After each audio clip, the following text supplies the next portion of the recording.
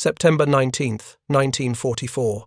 A ridge 2 kilometers south of Arracourt, Lorraine, France. Thick morning fog rolled across the farmland in grey waves, reducing visibility to less than 50 meters. Oberfeldwebel Klaus Behrmann, commander of Panther No. 214 from the newly formed 113th Panzer Brigade, sat in his cupola and watched the mist swirl past his vision blocks. His breath fogged the glass. The Panther's Maybach engine idled with a low rumble that Behrmann could feel through the steel beneath his boots. 79 rounds of 75mm ammunition packed the fighting compartment around him. The radio crackled with terse commands in German as his company advanced in line formation toward what intelligence claimed were scattered American outposts. Behrmann adjusted his throat microphone and scanned the fog again. Nothing but grey. His loader, a 17-year-old recruit named Werner, had been with the crew for exactly 3 weeks. The driver had logged fewer than 40 hours behind the controls. The radio operator could barely distinguish American chatter from British. They were, in the parlance that experienced tankers used privately, a crew of children piloting Germany's finest weapon. The Panther beneath him represented 2 years of development, 80mm of frontal armor angled at 55 degrees, 139mm of effective thickness, and a long-barreled Key OK-42 gun that could punch through any Allied tank at 2,000 meters. Behrmann had been told this repeatedly during the rushed training at the Paderborn Proving Grounds. The Panther was invincible from the front. American Sherman tanks, with their short 75mm guns, could not penetrate the glacis plate even at point-blank range. The tactical doctrine was simple. Present your front toward the enemy, engage at long range, and let German engineering do what German engineering did best. If you're enjoying this deep dive into the story, hit the subscribe button and let us know in the comments from where in the world you are watching from today. The fog shifted. Behrmann saw shapes, trees, perhaps a stone wall. The company commander's voice crackled again. Maintain formation, advance to phase line green. The Panthers rolled forward, tracks chewing mud, exhaust mixing with morning mist. Somewhere ahead were Americans. Somewhere in the fog were enemy tanks that Behrmann had been taught to regard as inferior in every measurable way. He did not know that 300 meters to his left, Captain Jimmy Leach's B Company of the 37th Tank Battalion had already identified his company's position. He did not know that several of those American tanks mounted not the familiar 75mm gun, but a newer, longer 76mm weapon. And he certainly did not know that some of those tanks carried a new type of ammunition his instructors had never mentioned, ammunition German intelligence had not yet fully catalogued, ammunition that would render his frontal armor advantage meaningless within the next 20 minutes. The fog was lifting. Behrmann saw the first Sherman at 200 meters, hull down behind a hedgerow, gun tube already traversing. He shouted the fire command. His gunner acquired the target. The UK-42 roared, and the armor-piercing round streaked downrange. It struck the Sherman's upper glacis with a flash and a clang, and bounced away, leaving a bright scar on the American tank's armor but causing no penetration. Behrmann blinked. That wasn't supposed to happen. Then the Sherman fired back. The confidence Oberfeldwebel Behrmann carried into the fog near Arracourt that September morning was not personal arrogance. It was institutional doctrine, built from 2 years of battlefield data and metallurgical calculation. The Panther tank had been conceived in the winter of 1941 as Germany's response to the Soviet 34, whose sloped armor and mobility had shocked German forces during Operation Barbarossa. By December 1942, when the first production Panthers rolled from Mann's assembly halls, German engineers believed they had created the perfect synthesis of firepower, protection, and battlefield mobility. The technical specifications supported this belief. The Panther's upper glacis plate measured 80mm thick, positioned at 55 degrees from vertical. Basic trigonometry meant that an armor-piercing round striking this plate head-on would need to penetrate 139mm of steel, nearly 39mm more than the Tiger's vertical, 100mm frontal armor.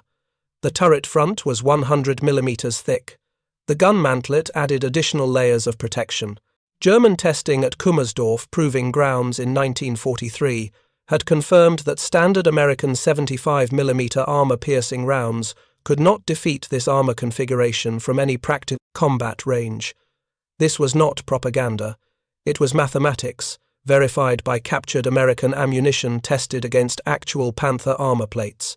The American M62 armor-piercing capped round fired from the 75mm M3 gun aboard the Sherman could penetrate approximately 92 millimeters of homogeneous armor at 500 meters when striking perpendicular to the surface. Against the Panther's sloped glacis, effective penetration capability dropped to roughly 60 millimeters equivalent. The numbers were clear. American 75mm guns could not frontally penetrate a Panther under normal combat conditions. German tactical instruction manuals reflected this advantage. Panzer crews were taught to present their frontal armor toward threats whenever possible, to engage enemy tanks at ranges exceeding 1,000 meters where the KOK-42's superior velocity and penetration gave decisive advantage, and to rely on armor protection during advances across open ground. The doctrine assumed that German tanks, particularly Panthers and Tigers, possessed technical superiority that could compensate for numerical inferiority. One German tank, properly employed, could defeat multiple enemy tanks through superior engineering. By September 1944, approximately 4,000 Panthers had been delivered to German armored units. They had proven effective on the Eastern Front, where their long-range firepower and frontal protection allowed them to engage Soviet 34s and KV-1s with relative safety. Crews reported high confidence in the Panther's survivability when properly positioned.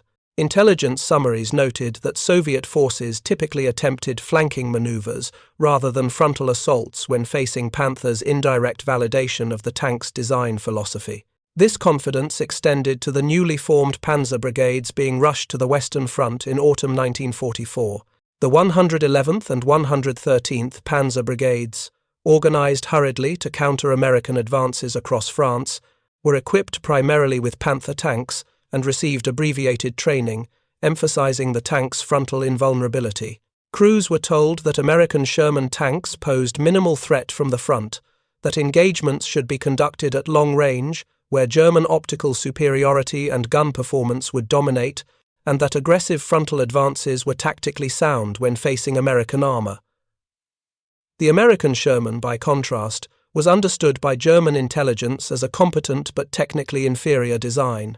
Reports catalogued the Sherman's thin armor maximum 51 mm on early models, 64 mm on later variants, and its short-barreled 75mm M3 gun, which German analysts correctly assessed as adequate for infantry support, but marginal for anti-tank work against modern German armor. The Sherman was fast, mechanically reliable, and produced in staggering numbers, but it was not, German doctrine emphasized, a match for German heavy tanks in direct combat. This assessment had been accurate through much of 1943 and early 1944. American tank battalions in North Africa, Italy, and Normandy had indeed struggled to defeat Panthers and Tigers frontally. After-action reports from American units confirmed high casualties when engaging German heavy tanks. The tactical solution had been to use superior numbers, flanking maneuvers, artillery support, and air power to compensate for tank versus tank inferiority. German crews facing these tactics found their confidence in frontal armor repeatedly validated. If American tanks resorted to flanking attacks rather than frontal duels, it meant their guns could not penetrate German armor from the front. What German intelligence had not fully catalogued by September 1944 was the arrival of the Sherman 76, the first M4A1 tanks armed with the longer 76mm M1 gun had been produced in January 1944.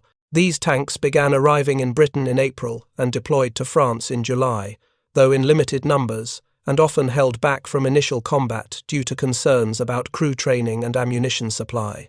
By September, perhaps 25% of Sherman tanks in frontline American armored divisions mounted the 76mm gun, a minority, but a growing one. Even this newer gun, firing standard M62A1 armor-piercing capped rounds, struggled against Panther frontal armor. Tests conducted by American forces in August 1944 on captured Panthers near Isigny, Normandy, confirmed what German tankers already believed. The 76mm gun, using standard ammunition, could not reliably penetrate the Panther's upper glacis plate. It could defeat the turret mantlet at closer ranges, and it could certainly penetrate side or rear armor, but a hull-down Panther, presenting only its glacis, remained effectively immune. German crews entering combat near Arracourt in mid-September 1944 carried this knowledge as operational gospel. Their Panthers were superior. Their frontal armor was proof against American tank guns. Aggressive tactics were justified by technical advantage. The fog that morning hid not just terrain and enemy positions, it concealed a technological shift that German intelligence had failed to detect and German doctrine had not accounted for. Somewhere in the American tank formations rolling through Lorraine were rounds that should not have existed, rounds whose existence would shatter the foundation of German tactical confidence within hours. The ammunition that would change Oberfeldwebel Behrmann's understanding of armored warfare had been standardized just 30 days earlier. On August 15, 1944, the United States Army Ordnance Department officially designated the T-4E-20 projectile as the M93 high-velocity armor-piercing round. The designation was bureaucratic. The implications were revolutionary. The M93 represented a different approach to armor penetration. Instead of a solid steel projectile, the round featured a tungsten carbide core surrounded by a lightweight aluminum body. When fired, this composite projectile achieved muzzle velocities of 3,400 feet per second, nearly 700 feet per second faster than standard armor-piercing rounds. The lighter overall weight and higher velocity translated directly to penetration capability. The M93 could punch through 157 millimeters of homogeneous armor at 500 meters, or 135 millimeters at 1,000 meters. Those numbers meant the Panther's 139 millimeters of effective frontal armor were vulnerable at typical combat ranges. Not theoretically vulnerable, actually vulnerable. The mathematics that had protected German tankers for 2 years had been recalculated by American metallurgists and ballistics engineers, and the new equation favored the attacker. Development of high-velocity armor-piercing ammunition had begun in early 1942, shortly after reports from North Africa indicated German tanks possessed armor thickness and quality exceeding American capabilities to defeat. The initial work focused on 37mm rounds, then expanded to 3-inch and 76mm calibers as larger American guns entered service. The principle was simple. Tungsten carbide, one of the hardest materials available, could penetrate armor more effectively than steel if properly configured. The engineering was complex. The penetrator had to remain intact during firing and impact. The sabot surrounding it had to separate cleanly, and the whole assembly had to be manufacturable in quantities useful for combat operations. By mid-1944, American industry had solved these problems. Production of M93 ammunition began in July 1944 at a rate of 1,000 rounds per month, expanding to 5,000 per month by November and 7,000 by January 1945. The numbers sound substantial until measured against the scale of American armored operations. Thousands of Sherman tanks were operating across France and would soon push into Germany. Even at peak production, HVAP ammunition remained scarce, allocated preferentially to tank destroyer battalions whose mission specifically focused on defeating enemy armor. The scarcity created an operational paradox. The ammunition existed, it worked, but most Sherman crews would not receive it in meaningful quantities. A typical 76mm armed Sherman might carry 2 or 3 HVAP rounds among its 71-round ammunition load by autumn 1944, enough for critical engagements, but not enough to fundamentally alter tactics. Tank destroyer units received slightly better allocation, perhaps 10 to 15 rounds per vehicle by late 1944, but even this represented a small fraction of total ammunition. The limited availability meant that when HVAP rounds were used, their impact was disproportionate to their numbers. A single HVAP round defeating a Panther frontally created shockwaves through German units far exceeding the tactical significance of one tank kill. German doctrine was built on the assumption of frontal invulnerability. Shattering that assumption, even in isolated instances, undermined the psychological foundation of German armored tactics. American crews receiving HVAP ammunition in September 1944 were told several things. The rounds were extremely scarce and should be used only against heavy German armor when no other option existed. The rounds were significantly more effective than standard ammunition at all ranges, and the rounds should be carefully accounted for, as replacement supplies were uncertain. Battalion commanders emphasized that HVAP did not change fundamental American tactical approaches, numerical superiority, flanking maneuvers, artillery coordination, and air support remained primary methods for defeating German armor, but it did provide a capability that had not existed before: the ability to defeat German heavy tanks frontally when circumstances required. Some American tank battalions in the 4th Armored Division received HVAP rounds before the Arracourt engagement. Not all crews were issued them. Not all guns could fire them. Not all engagements would involve their use. But enough rounds were present in enough tanks that when German Panthers advanced through the fog on September 19th, some American tankers could respond with ammunition their opponents did not know existed. The technological asymmetry that had favored Germany since 1943 was about to reverse, not completely, not permanently, but enough to create moments of profound shock for German crews, who believed their frontal armor made them untouchable. Captain Jimmy Leach's B Company, 37th Tank Battalion, 4th Armored Division, was one of the units that had received several HVAP rounds for its 76mm armed Shermans.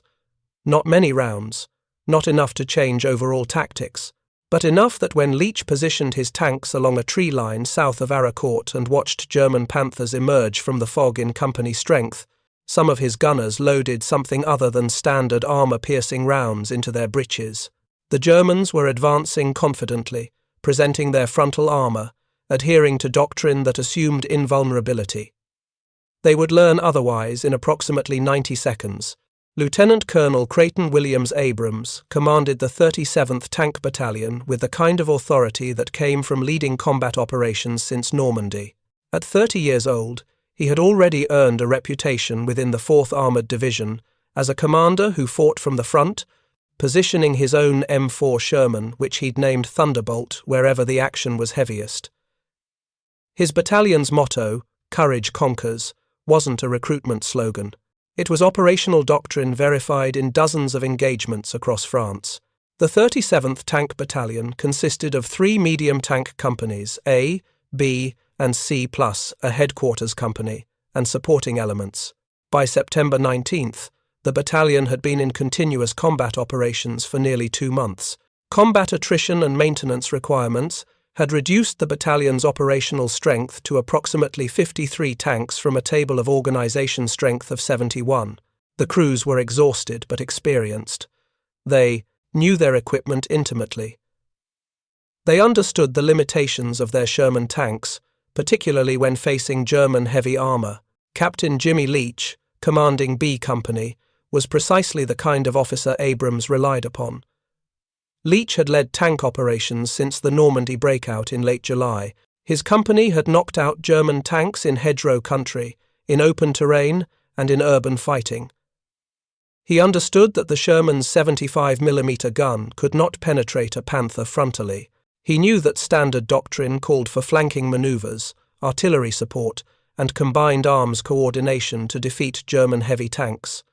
Direct frontal engagement was typically suicide.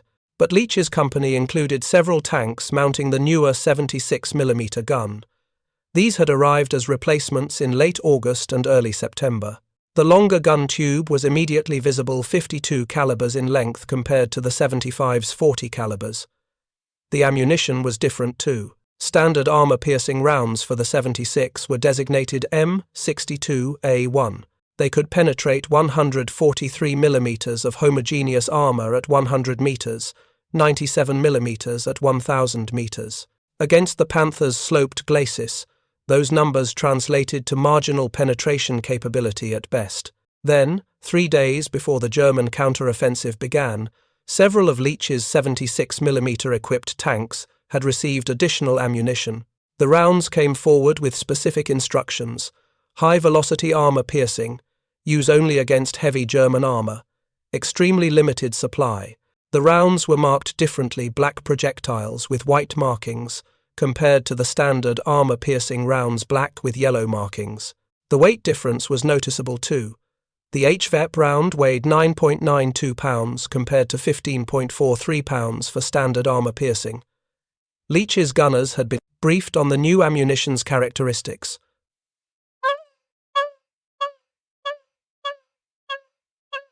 Muzzle velocity, 3,400 feet per second.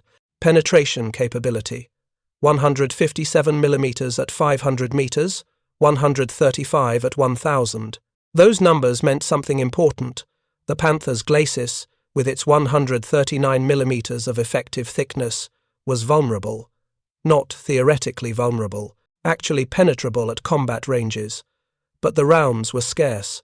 Most tanks received perhaps 2 rounds, some received none. The ammunition represented capability, not abundance. The tactical situation near Arracourt on September 19th had been developing for several days. German forces had launched their counter-offensive on September 18th, striking initially at Luneville before pivoting northward toward the 4th Armored Division's Combat Command A. Intelligence reports indicated substantial German armor, possibly 2 panzer brigades operating in the sector. The fog that morning prevented air reconnaissance and limited ground visibility to under 100 meters in some areas. Combat Command A, under the command of Colonel Bruce Clark, had positioned its forces in a defensive arc around Arracourt. The 37th Tank Battalion held the southern approaches. The defensive position was inherently weak, a thinly held salient with extended lines and limited reserves, but Clark had positioned his forces to take advantage of terrain features. Ridge lines provided hull-down positions. Tree lines offered concealment. The Americans understood they were outnumbered but believed superior tactics and terrain use could compensate. Abrams had positioned Leach's B Company along a low ridge, approximately 1,000 meters south of Arracourt proper. The position offered visibility across open farmland once the fog lifted. A tree line provided partial concealment. The company deployed in a dispersed formation with interlocking fields of fire, standard defensive positioning. Leach kept his 76mm tanks positioned centrally, where they could respond to threats from multiple directions. His gunners had been told, "If you see Panthers, if you have clear shots, if you have HVAP loaded, take the shot. Don't wait for flanking opportunities that might not materialize." The German forces advancing through that fog belonged to the 113th Panzer Brigade, a unit formed barely 2 months earlier as part of Hitler's emergency program to reconstitute German armored strength on the Western Front. The brigade had been equipped with new Panther tanks, AUSF-G models with the full 80mm glacis armor and improved final drives. The crews, however, were not new.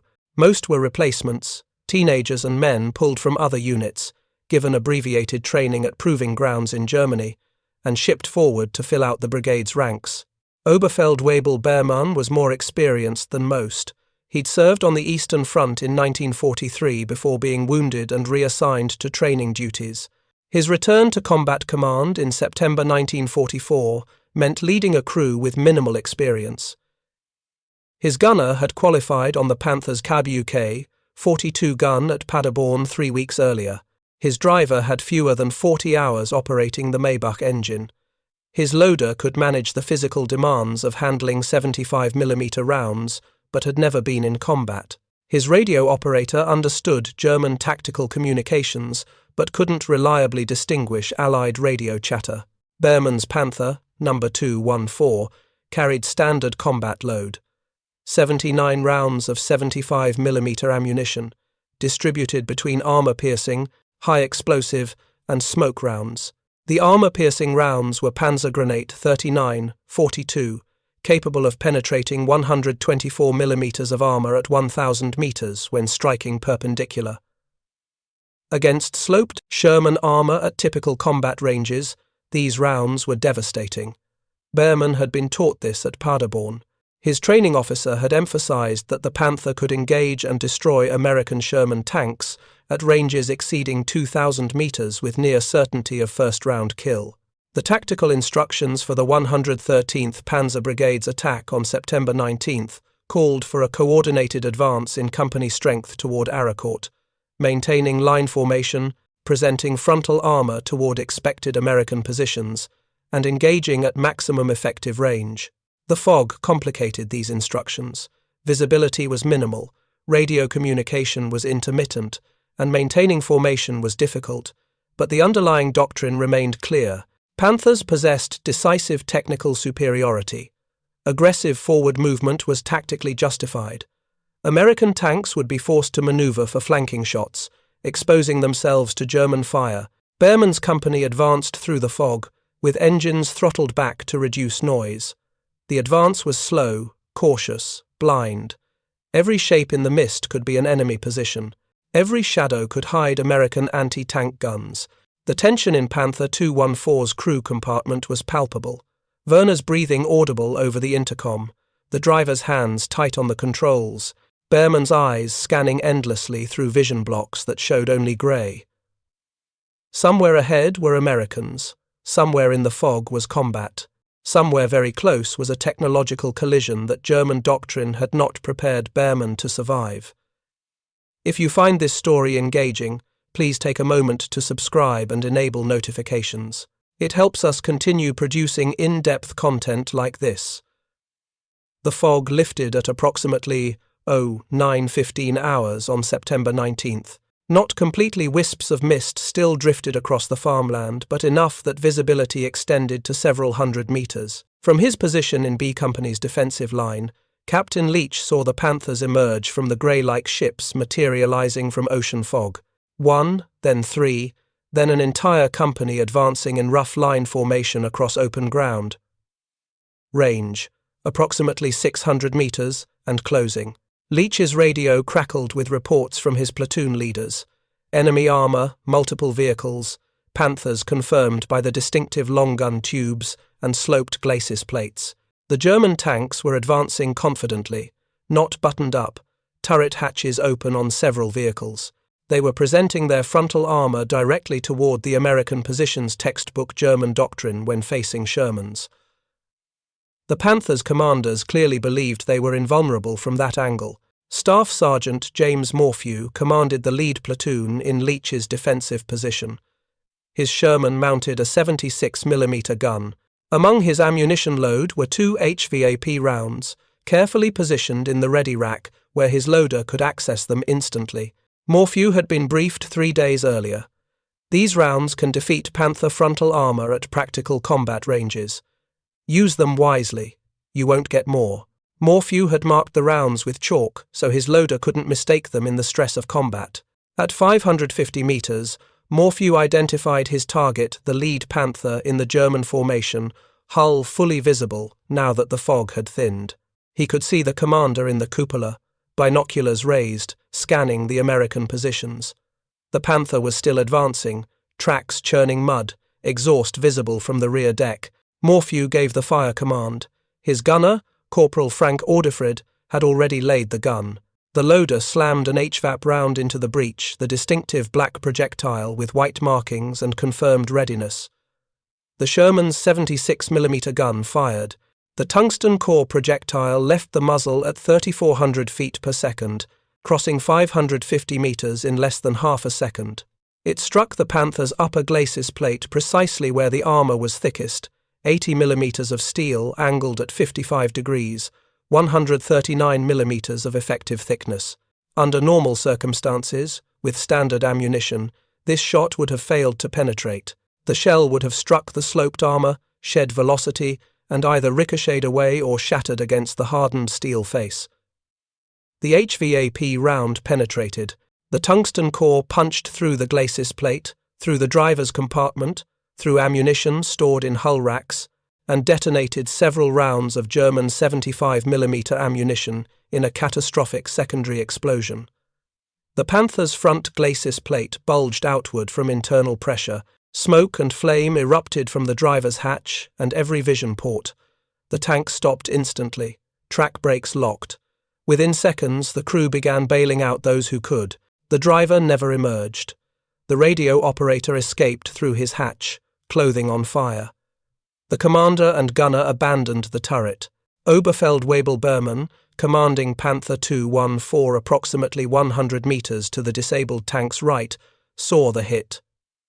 He saw the penetration. He saw a round from an American tank, presumably a Sherman, presumably armed with either a 75 or 76mm gun punch through a Panther's frontal armor from 600 meters and cause a catastrophic kill.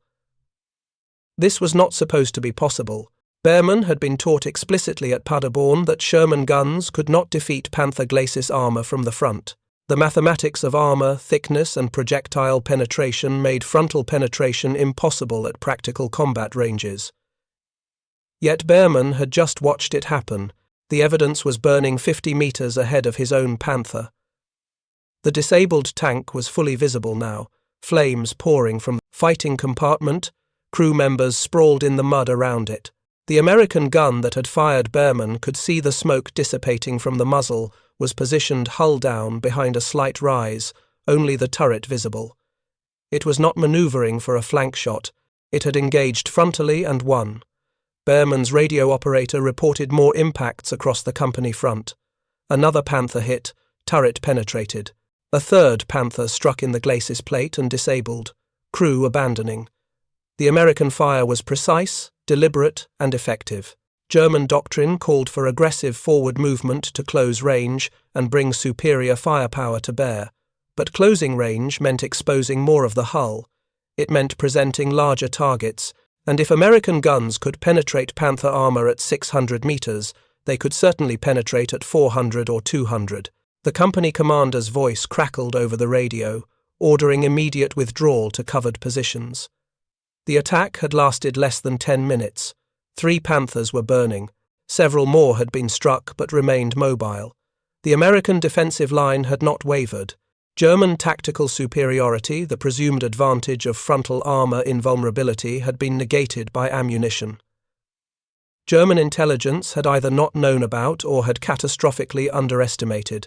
Berman reversed his Panther, backing down the slope he'd just crested. His mind processed what he'd witnessed. American tanks had engaged Panthers frontally and penetrated glacis armor that was supposed to be impervious to their guns. The tactical doctrine he'd been taught present frontal armor, engage at long range, rely on technical superiority, had failed in the most fundamental way possible. The protection he'd counted on didn't exist. The advantage he'd believed in was illusory. The mathematics had changed, and no one had told him. Similar realizations were occurring across the 113th Panzer, brigade's formation. Panther crews who'd advanced confidently that morning, secure in their technical superiority, were now withdrawing in disorder. The fog that had concealed their approach now concealed their retreat. But the psychological damage was done. They had learned that American guns could kill them frontally. They had learned that their armor wasn't invincible. They had learned that the war had changed in ways their training hadn't prepared them for. By 1300 hours on September 19th, Combat Command A had repulsed the initial German attack. Lieutenant Colonel Abrams' 37th Tank Battalion reported 11 German tanks destroyed in their sector, with American losses of 2 Shermans knocked out and 1 damaged, but recoverable. The exchange ratio 11-2 was extraordinary for an engagement where German forces possessed technical superiority in armor and firepower. But the ratio wasn't the significant detail. The significant detail was how those kills had been achieved. 6 of the 11 German tanks destroyed by the 37th Tank Battalion had been knocked out by frontal shots, glacis penetrations, or turret hits from angles that standard American ammunition should not have defeated. After-action reports compiled later that day noted the use of special ammunition by several tank crews. The reports didn't elaborate on the ammunition type. Operational security classified the specifics of HVAP capabilities, but tank commanders understood what had happened. The new rounds worked. They worked well, and they had achieved results that fundamentally altered tactical calculations. Captain Leach's B Company alone accounted for 4 Panthers destroyed by frontal engagement.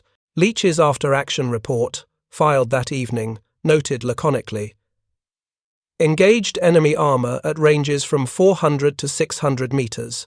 New ammunition proved effective against frontal aspects of Panther tanks. Crew morale excellent. Request resupply of special ammunition soonest. The request for resupply would not be fulfilled immediately. HVAP production remained limited, but the request itself signaled a shift in American tactical thinking. If ammunition existed that could defeat German heavy tanks frontally, American crews wanted it in quantity. German forces continued attacking near Arracourt for another 3 days, launching multiple company-strength assaults against Combat Command A's positions on September 20th, 21st, and 22nd. Each attack followed similar patterns: German Panthers advancing in formation, American defenders using terrain and positioning to their advantage, German tanks being knocked out at ranges where their frontal armor should have provided protection. By September 22nd, the 113th Panzer Brigade had been reduced to fewer than 20 operational tanks from the approximately 70 it had fielded on September 19th. The 111th Panzer Brigade, committed to combat on September 20th, suffered similar casualties.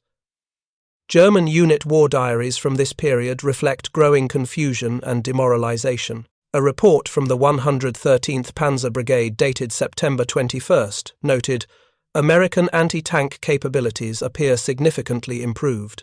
Multiple Panthers destroyed by frontal hits at ranges exceeding 500 meters. Recommend investigation into new American ammunition types." The recommendation never received systematic follow-through.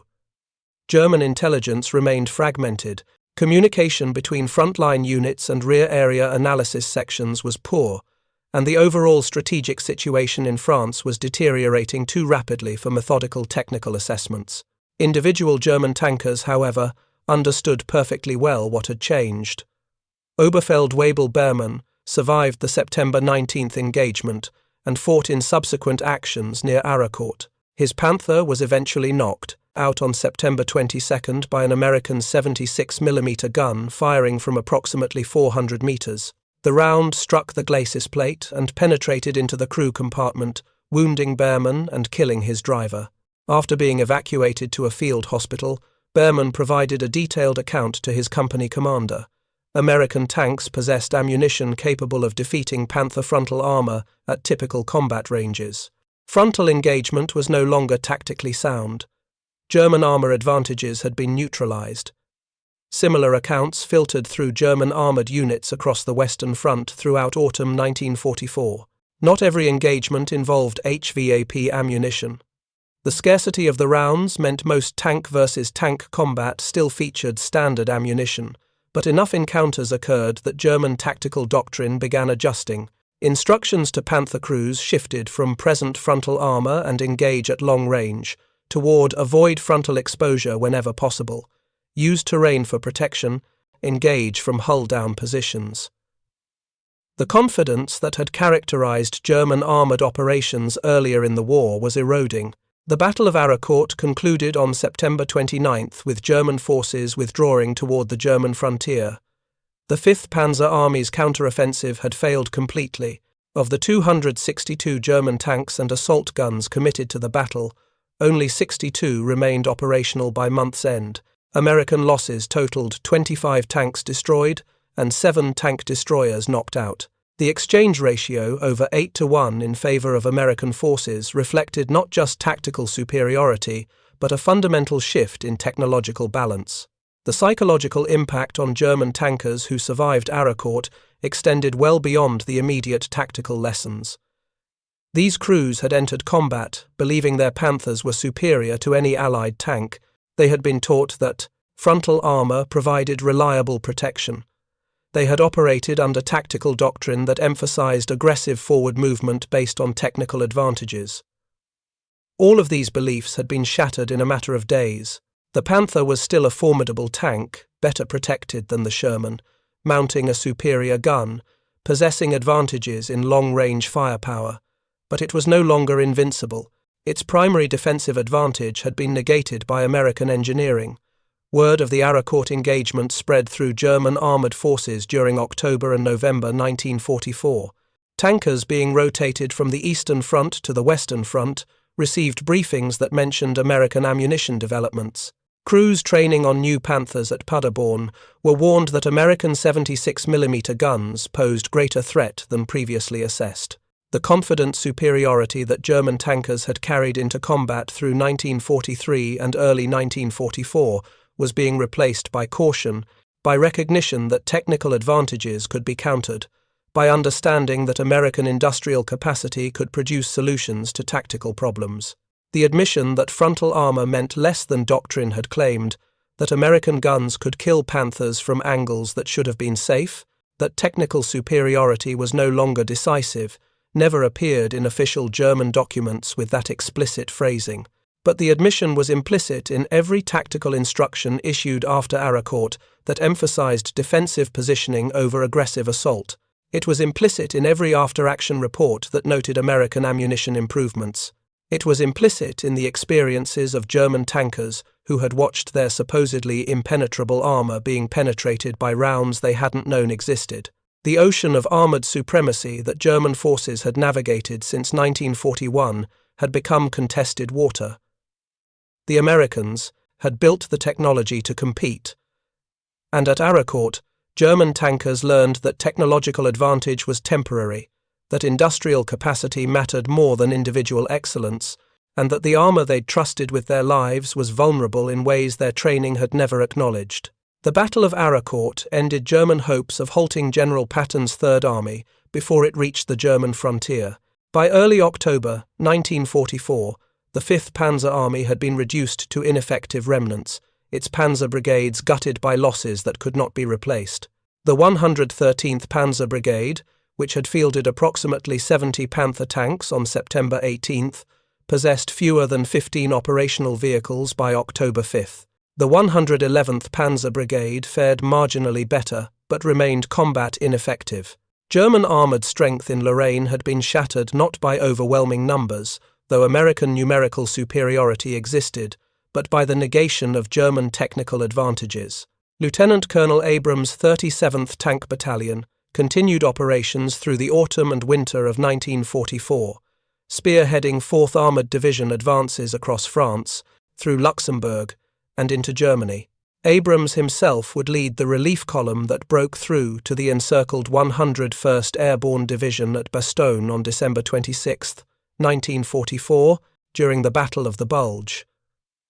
The lead tank in that column, a Sherman commanded by First Lieutenant Charles Boggess and nicknamed Cobra King, carried both standard and HVAP ammunition. By December 1944, HVAP allocation had improved marginally, though scarcity remained chronic. The 37th Tank Battalion's final accounting for World War II showed 14 American tanks lost while destroying 55 German Panthers and Tigers, an exchange ratio that reflected both superior tactics and the technological equalizer that HVAP ammunition provided. Captain Jimmy Leach survived the war and later testified to military historians about the significance of HVAP ammunition at Arracourt. His statement, recorded in 1946, noted, "The new ammunition changed everything. Before we got it, engaging a Panther from the front was suicide. After we got it, we could fight them on more equal terms. The problem was, we never had enough of it. If we'd had adequate supplies, the fighting would have been very different." Leach's observation captured the central paradox of HVAP deployment. The ammunition worked brilliantly when used, but production limitations meant it remained a tactical option rather than a strategic game-changer. American ammunition production figures illuminate this scarcity. In November 1944, 2 months after Arracourt, monthly HVAP production reached 5,000 rounds for 76mm guns. By comparison, monthly production of standard armor-piercing ammunition exceeded 100,000 rounds. The disparity reflected tungsten carbide supply constraints. Tungsten, essential for HVAP penetrator cores, was a strategic material with competing demands across American war industry. Machine tools required tungsten carbide cutting edges. Artillery shells used tungsten in specialized applications. Aircraft engines needed tungsten in high-temperature components. Allocating tungsten to tank ammunition competed against these other requirements. American planners prioritized maintaining diverse industrial capabilities over maximizing any single weapons system's effectiveness. The production constraints meant that even by war's end in May 1945, HVAP remained scarce in frontline American tank units. A typical Sherman battalion might possess 50 to 100 HVAP rounds distributed across its entire complement of 71 tanks, enough for critical engagements but insufficient to alter standard. Tactics. Tank destroyer battalions, whose specific mission focused on defeating enemy armor, received preferential allocation but still operated under strict ammunition discipline. Crews were instructed to use HVAP only when absolutely necessary, to account for every round expended, and to expect limited resupply. German intelligence eventually catalogued HVAP ammunition characteristics, but not until spring 1945 when the war's outcome was already determined. A German ordnance report dated March 1945 analyzed captured HVAP rounds and concluded, American tungsten-core ammunition represents significant improvement in anti-armor capability, capable of defeating Panther frontal armor at ranges up to 800 meters. Recommend immediate development of German equivalent. The recommendation came far too late. German industrial capacity in March 1945 was collapsing under sustained Allied bombing. Tungsten supplies were nearly exhausted. Production facilities were being overrun by advancing Allied armies. German armor development, which had pioneered so many innovations earlier in the war, could not respond to American technological advances. The exchange ratios from Arracourt 8 German tanks destroyed for every American tank lost represented the most favorable outcome American armored forces achieved against German heavy armor during World War II. Subsequent engagements, including the battles around the Bulge in December 1944 and January 1945, showed more modest ratios as German tactical adaptations took effect and HVAP scarcity limited its impact. But Arracourt demonstrated conclusively that American industry could produce technological solutions to battlefield problems, that German technical superiority was not permanent, and that industrial capacity ultimately mattered more than individual weapon excellence. Oberfeldbermann wounded on September 22 and evacuated to a military hospital in Germany, recovered from his injuries and returned to duty in December 1944. He was assigned to a replacement panzer battalion being formed for commitment to the Eastern Front. In January 1945, his unit was diverted to Hungary, where German forces were attempting to relieve Budapest. Berman survived the war and was captured by Soviet forces in April 1945. He spent 4 years in Soviet captivity before returning to Germany in 1949. In interviews conducted in the 1980s, Berman recalled Arracourt as the moment when he understood Germany would lose the war. We had believed our Panthers were invincible from the front. When I saw that American round punch through our glacis plate, I knew the technical advantage was gone. After that, it was only a matter of time.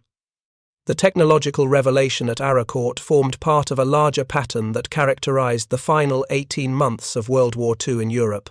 German forces, which had enjoyed technical and tactical superiority through 1943, increasingly found their advantages neutralized by Allied industrial and technological responses.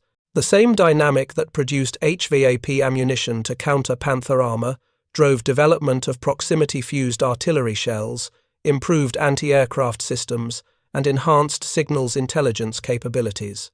American and British capacity to identify problems, engineer solutions, and produce those solutions at scale exceeded German ability to maintain technical leads. The contrast was most visible in armor technology. Germany produced approximately 6,000 Panther tanks during World War II, a formidable number representing massive industrial investment. The Panthers were technically sophisticated, mounting excellent guns and possessing strong armor protection, but American industry produced over 49,000 Sherman tanks in all variants during the same period, including approximately 11,000 mounting the 76mm gun capable of firing HVAP. The numerical disparity, 8 American tanks for every German Panther, overwhelmed whatever technical advantages individual German vehicles possessed. More significantly, American production was backed by industrial depth that Germany could not match. When Sherman tanks were knocked out, replacements arrived within weeks. When ammunition supplies ran low, production increased. When tactical deficiencies were identified, engineering solutions followed. The development timeline for HVAP ammunition illustrated this capacity.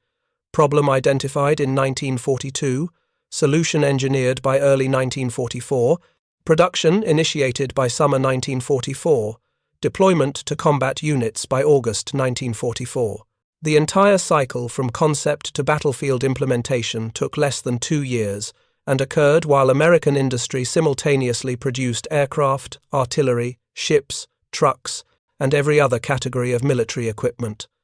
German industry, by contrast, operated under constraints that prevented equivalent responsiveness. Allied strategic bombing disrupted production schedules. Raw material shortages forced compromises in manufacturing quality. The need to produce defensive weapons, anti-aircraft guns, tank destroyers, fortification equipment competed against offensive weapons production. By autumn 1944, German tank production was declining even as Allied production accelerated. The Panther remained technically formidable, but Panthers destroyed in combat were increasingly difficult to replace. The psychological impact on German armoured forces extended beyond tactical adjustments. Tankers who had operated with confidence in their equipment's superiority throughout 1942 and 1943 faced growing recognition that Allied forces possessed countermeasures to every German advantage. Panther's frontal armour could be defeated by HVAP ammunition. The Tiger's heavy protection was vulnerable to flanking attacks coordinated with artillery and air support. German optical superiority, the excellent Zeiss rangefinders, and gun sights that had given German tanks advantage in long-range engagements meant less when Allied forces could call upon aerial observation and artillery support that German forces increasingly lacked. This erosion of confidence appeared in German military correspondence from late 1944 and early 1945. Unit commanders reported declining morale among tank crews who understood their operational disadvantages. Training officers noted that replacement crews lacked the skills and experience of earlier cohorts, while simultaneously facing more capable Allied opponents. Intelligence summaries acknowledged that American and British forces had closed technical gaps that had existed earlier in the war. The institutional arrogance that had characterized German armored forces through 1943, the certainty that German engineering and tactical excellence would prevail, had been replaced by grimmer realism. The 4th Armoured Division, which had administered the defeat at Arracourt, continued operations through Germany in spring 1945. The division participated in the Rhine crossing in March, drove deep into central Germany in April, and by war's end in May had advanced farther east than any other American armoured unit. The division's final statistics, 488 days of combat, advances covering over 1,000 miles, thousands of German vehicles destroyed, reflected the success of American armoured doctrine. Numerical superiority, aggressive manoeuvre, combined arms coordination, and technological adaptability. Lieutenant Colonel Abrams, who had commanded the 37th Tank Battalion through Arracourt and Bastogne, ended the war as a colonel commanding combat, Command B of the 4th Armoured Division. His post-war career would take him to the highest levels of American military leadership, commanding general in Vietnam from 1968 to 1972, then Army Chief of Staff from 1972 until his death in 1974.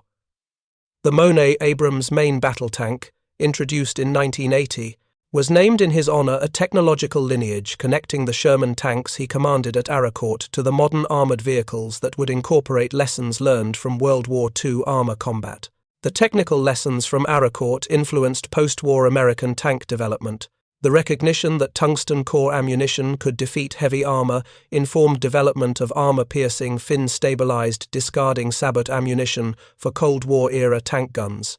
The understanding that frontal armor could be penetrated by high-velocity rounds drove development of composite armor and reactive armor systems designed to defeat such projectiles. The tactical lessons that industrial capacity mattered more than individual technical excellence, that technological advantages were temporary, that combined arms coordination, trumped single-weapon superiority shaped American armored doctrine for decades.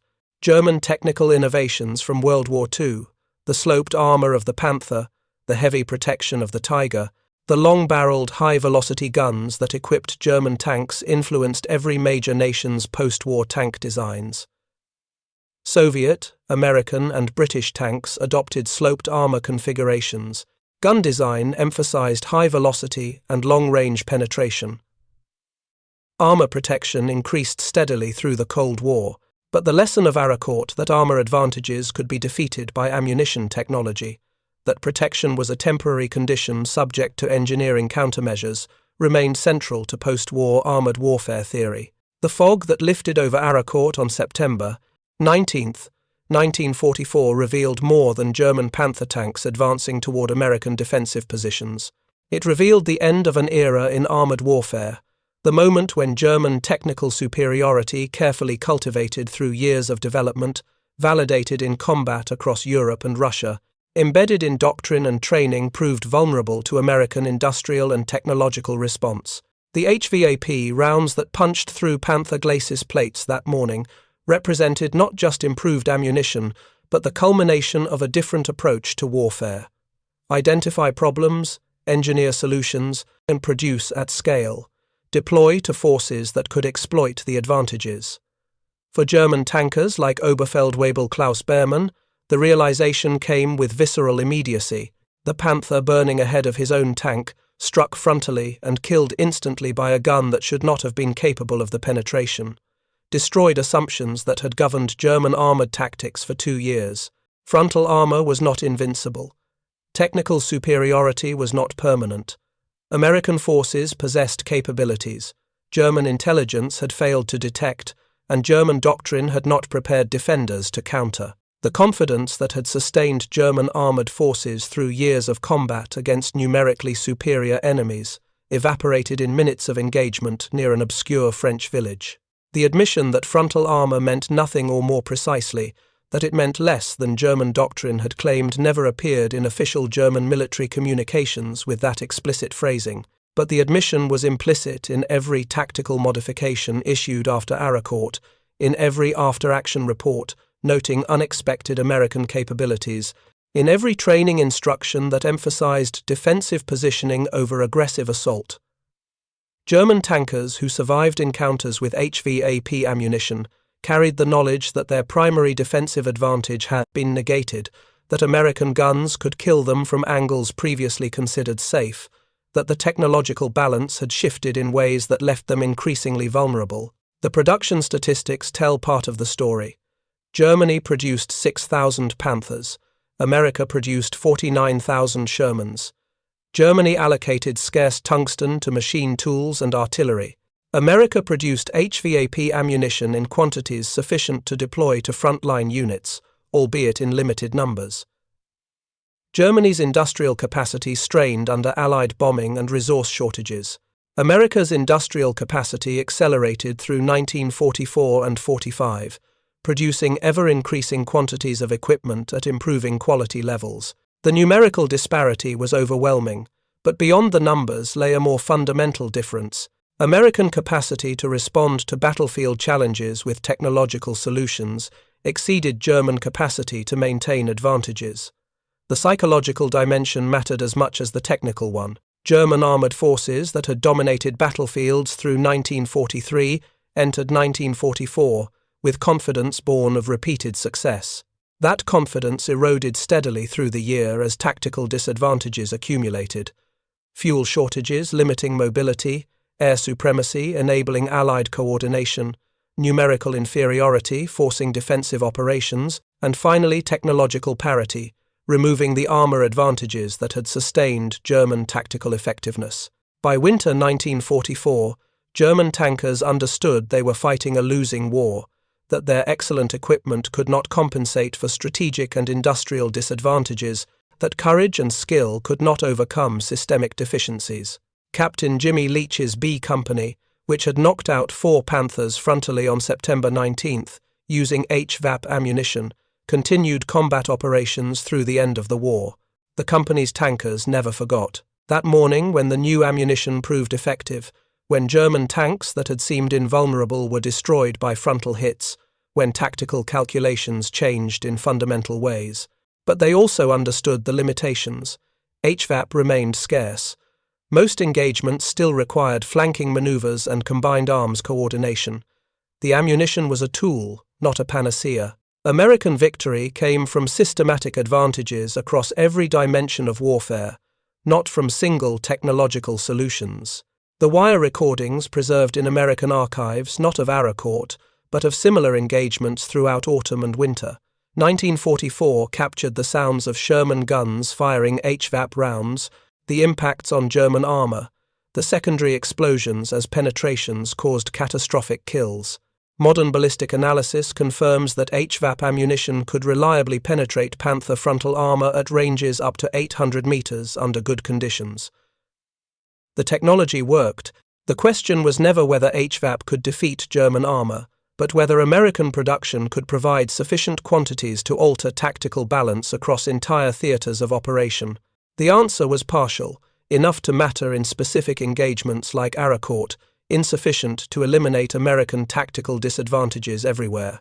Oberfeldwebel Behrman, interviewed 40 years after the war, reflected on the moment he watched an American round penetrate his company commander's Panther. "We had believed we were superior. We had been taught that our tanks could not be defeated from the front.